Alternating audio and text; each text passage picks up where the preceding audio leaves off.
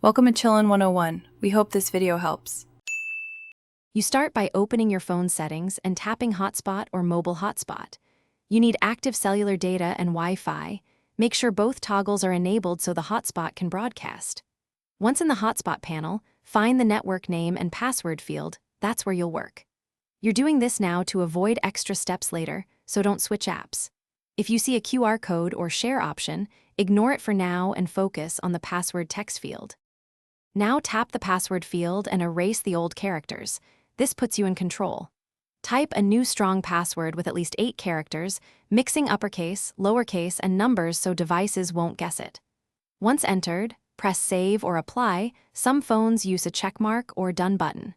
When prompted, confirm you want devices to reconnect. This may drop current connections briefly. Make sure to memorize or record the new passphrase securely. Finish by reconnecting your devices using the new password. Open Wi-Fi on each device and select the Hotspot SSID, then enter the new passcode. If a device doesn't see the network, toggle the hotspot off and on to rebroadcast it. Once done, make sure Battery Saver isn't disabling the hotspot.